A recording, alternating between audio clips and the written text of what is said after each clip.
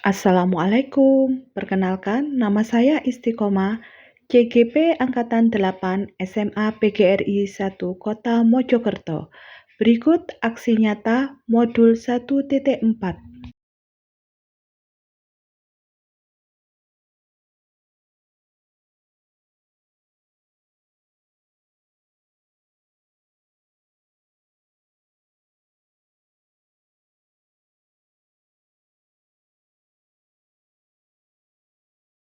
Assalamualaikum warahmatullahi wabarakatuh. Waalaikumsalam. Yang terhormat Kepala SMA PGRI 1 Kota Mojokerto, Ibu Indra Kurniawati. Yang terhormat Bapak Ibu Guru SMA PGRI 1 Kota Mojokerto. Alhamdulillah pada kesempatan hari ini semuanya bisa hadir. Ada beberapa yang berhalangan untuk mengikuti pembahasan atau diseminasi modul 1.4 budaya positif. Sebelum pembahasan, kita buka acara ini dengan bacaan basmalah.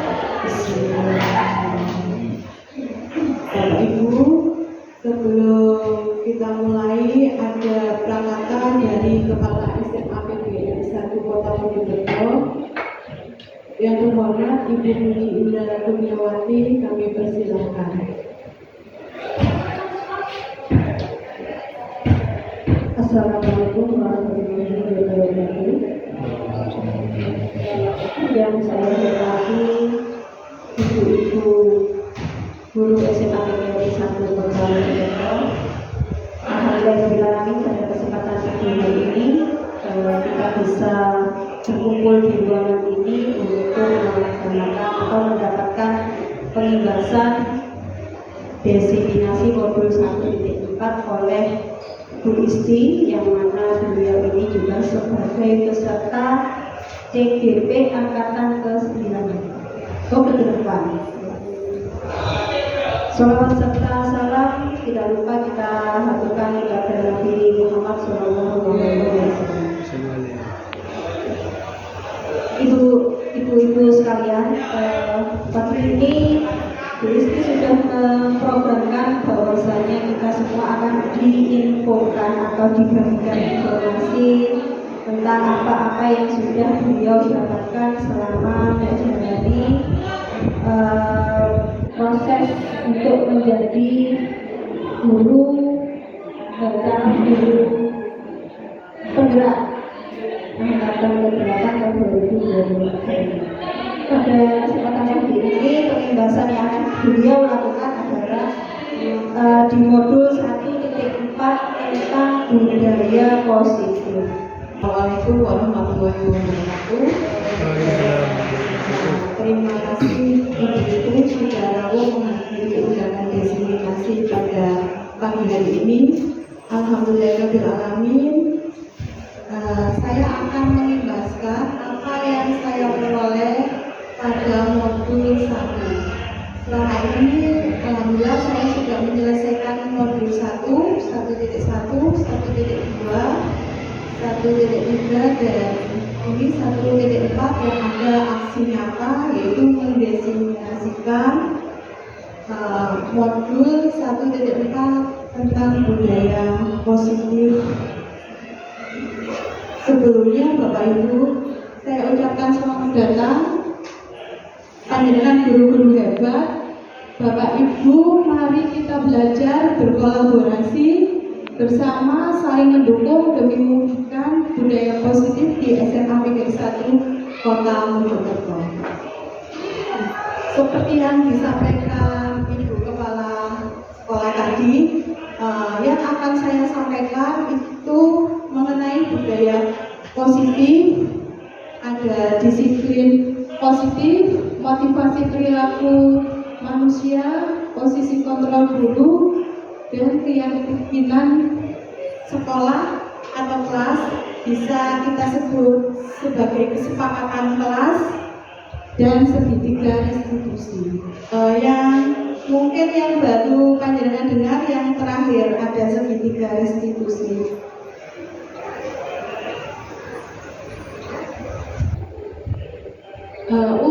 disiplin positif, mungkin Bapak Ibu-ibu ya, ibu-ibu yang di sini sudah mengetahui banyak tentang disiplin positif. Di sini saya lagi sharing, mungkin nanti bisa diskusi dan berkolaborasi. Saya menyampaikan paparan yang saya peroleh kemarin.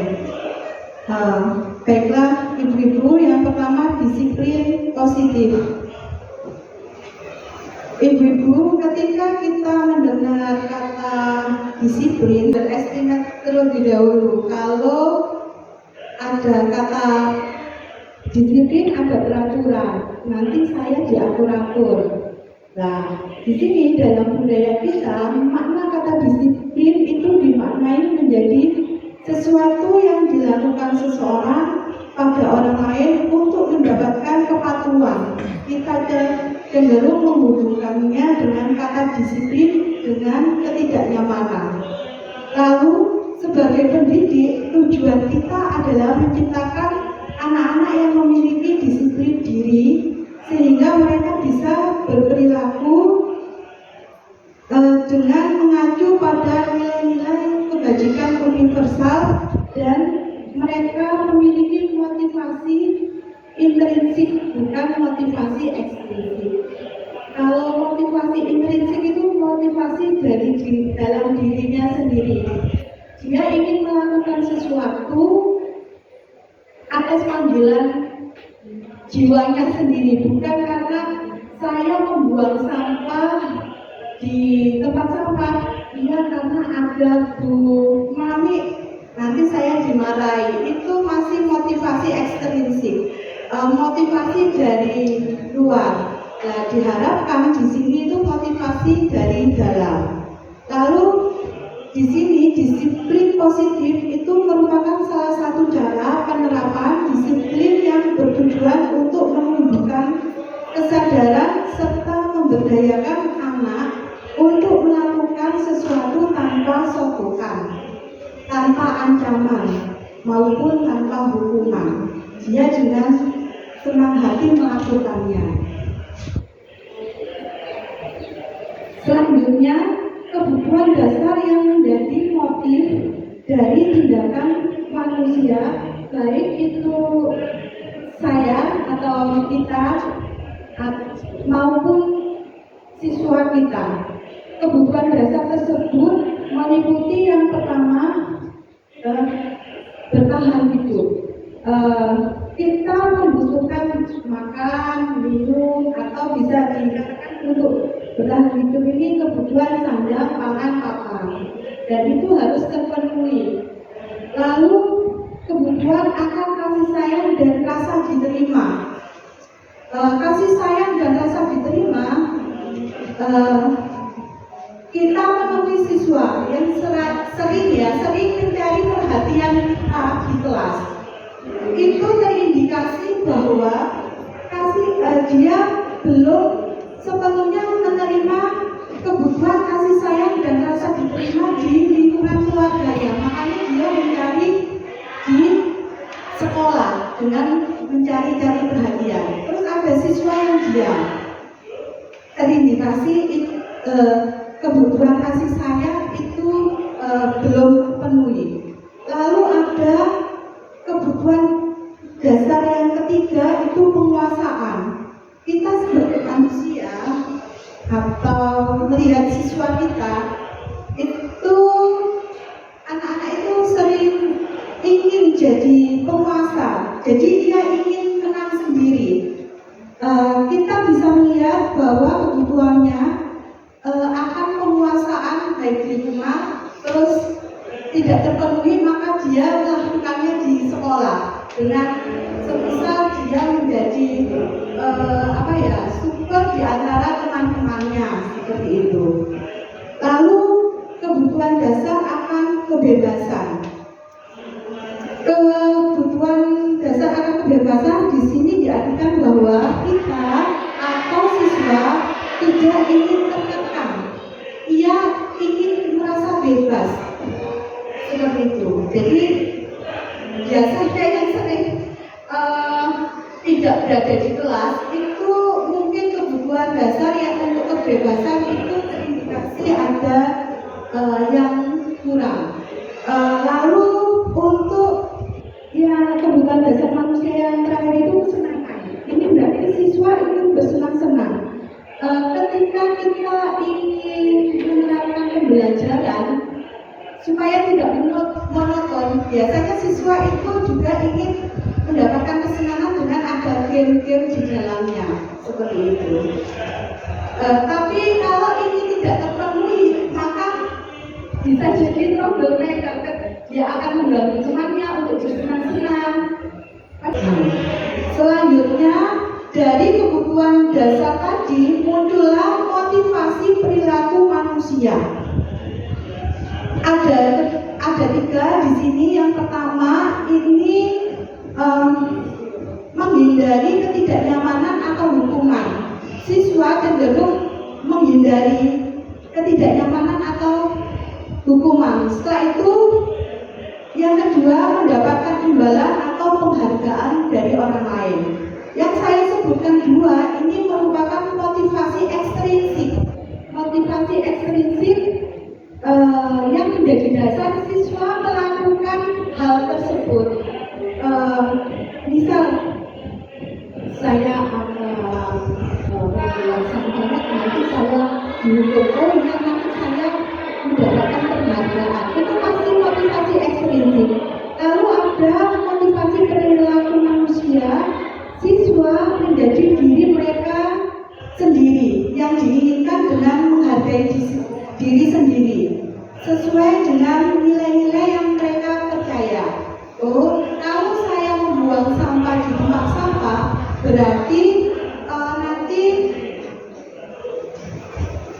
kelas akan menjadi bersih, lingkungan sekolah akan menjadi bersih. Itu motivasi dari diri sendiri. Sekarang Bapak, Ibu-ibu, lebih baik mana? Motivasi intrinsik atau ekstrinsik?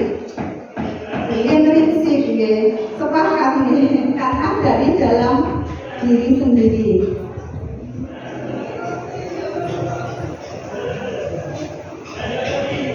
Lalu ada konsep disiplin dengan identitas gagal. Di sini ada dua, ada hukuman dan ada penghargaan. Misalkan hukuman, ketika kita menghukum siswa itu akan diingat-ingat, tapi kebaikannya tidak diingat. Misalkan apa? Hukuman itu menyakitkan dan cenderung membuat tidak nyaman, dan murid merasa takut, merasa dipaksa. Lalu apa yang terjadi? Murid berusaha menyembunyikan kesalahannya dan murid menjadi rendah diri. Lalu ada penghargaan. Jangan salah Bapak Ibu, ketika kita memberi penghargaan juga bukan hal yang bagus. Ada plus dan minusnya ternyata. Apa plus minusnya? Itu tidak efektif, merusak hubungan. Semisal kita memberikan penghargaan ke siswa kita, tapi yang satunya tidak diberi, dia akan merasa iri. Kali itu yang dikasih penghargaan, saya tidak. Seperti itu. Lalu mematikan kreativitas. Ketika dia diberi penghargaan, dia akan melakukan hal yang maksimal. Tetapi ketika tidak, saya tidak tahu, melakukan maksimal, tidak ada penghargaannya, tidak ada hadiahnya. Seperti itu. Itu juga mengapa penghargaan kok tidak baik kalau berlebihan. Lalu menghukum dengan sistem ranking, apa ya? Dia akan stuck di situ saja. Kalau ada penghargaan dilakukan, kalau tidak dilakukan. Lalu merangkap hak menghargai dirinya. Dia akan biasa-biasa saja karena tidak diberi penghargaan. Lalu ketika kita menjadi seorang guru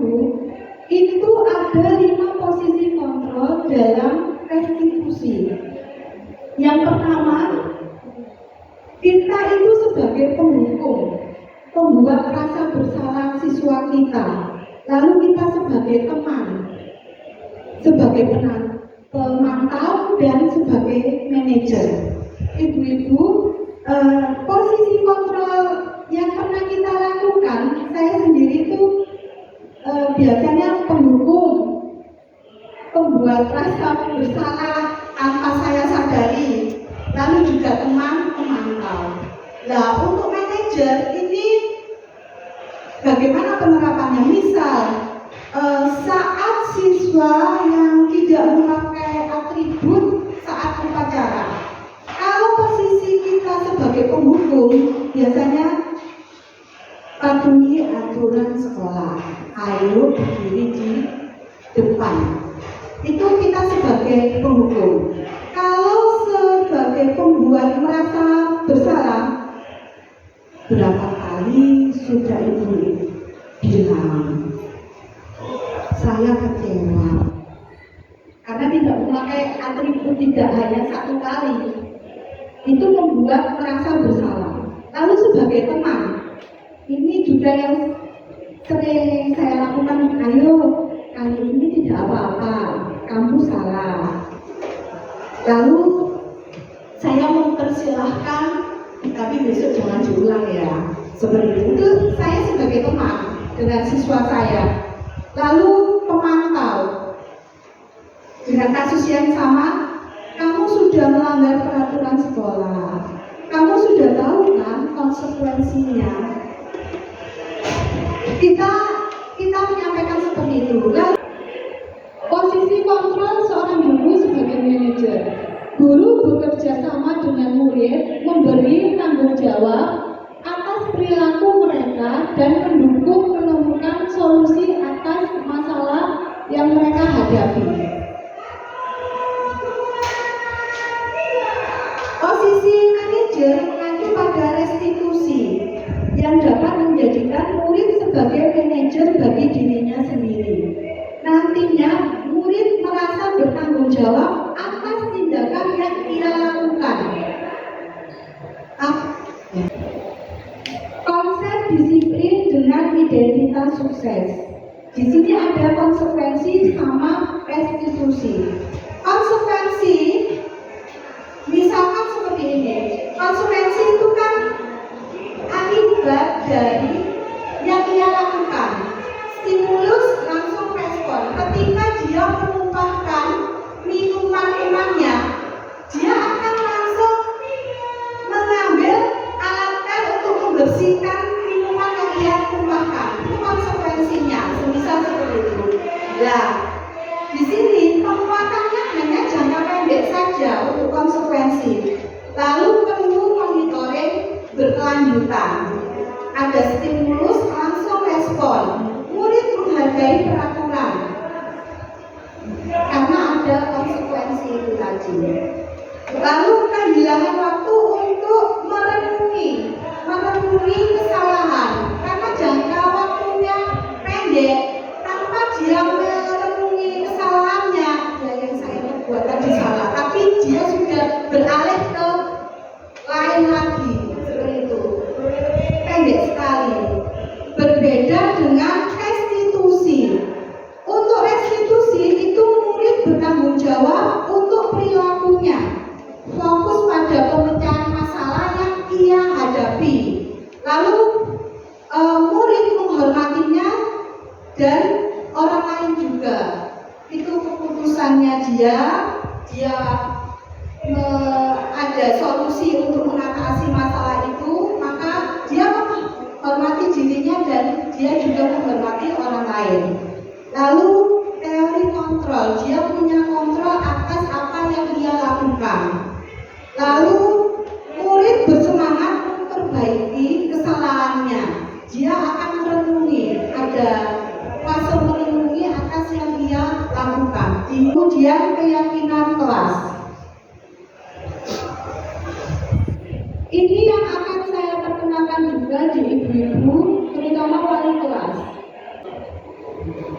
Ini tadi 3 langkah dalam penerapan segitiga restitusi. Yang pertama, menstabilkan identitas.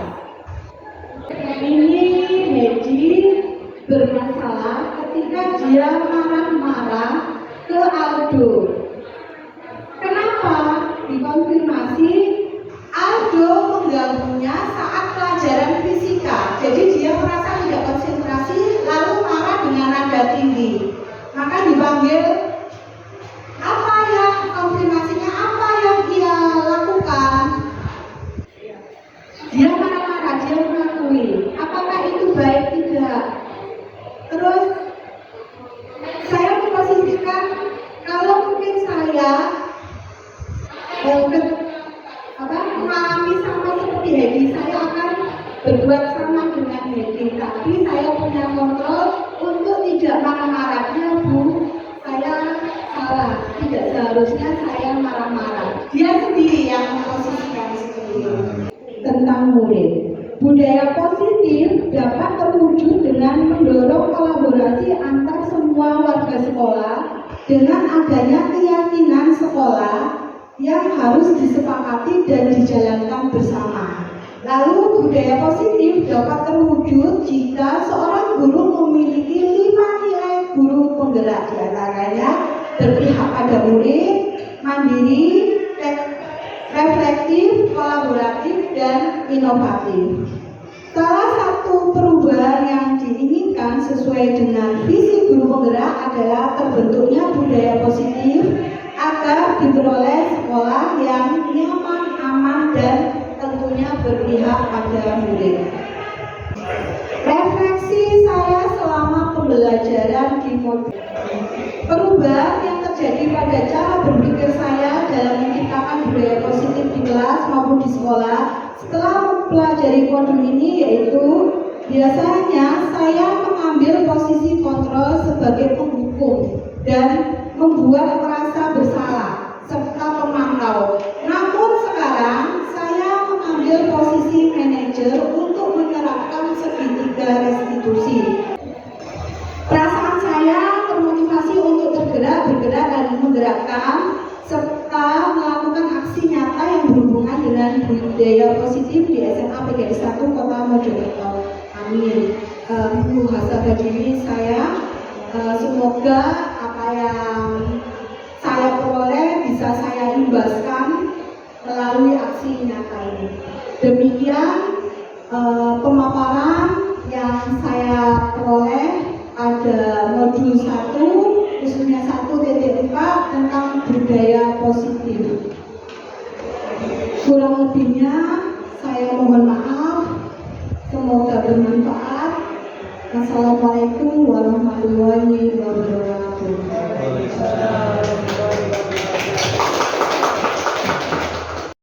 Assalamualaikum warahmatullahi wabarakatuh. Saya Mami Yuliawati, salah satu guru matematika di SMA PGRI 1 Kota Mojokerto.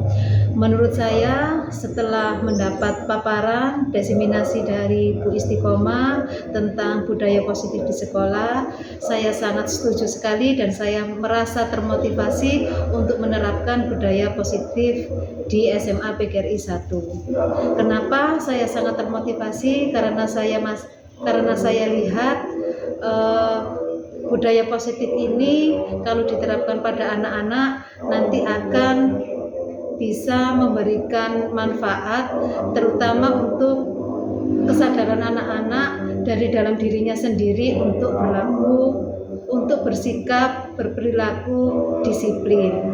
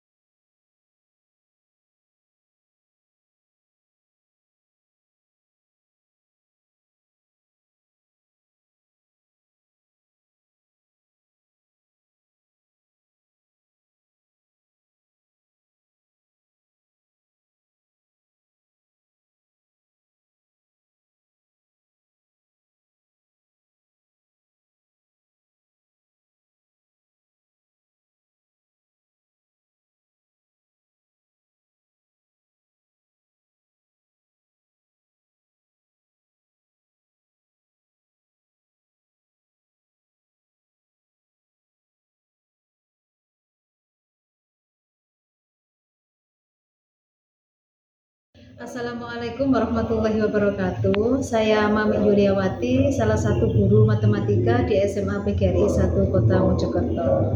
Menurut saya, setelah mendapat paparan diseminasi dari Bu Istiqomah tentang budaya positif di sekolah, saya sangat setuju sekali dan saya merasa termotivasi untuk menerapkan budaya positif di SMA PGRI 1. Kenapa saya sangat termotivasi? Karena saya lihat budaya positif ini kalau diterapkan pada anak-anak nanti akan bisa memberikan manfaat terutama untuk kesadaran anak-anak dari dalam dirinya sendiri untuk bersikap, berperilaku disiplin. Kemudian dari paparan yang sudah disampaikan oleh Bu Istiqomah, kita pun menjadi guru juga bisa memposisikan diri kita, bagaimana kita menjadi seorang penghukum, bagaimana kita menjadi seorang pemantau, dan bagaimana kita menjadi seorang manajerial yang nantinya mampu mengarahkan siswa untuk bersikap disiplin. Saya harap dengan adanya budaya positif ini bisa diterapkan oleh semua guru yang ada di sekolah kami dan semuanya untuk mewujudkan sekolah mempunyai siswa yang berkarakter sesuai dengan harapan kita. Terima kasih.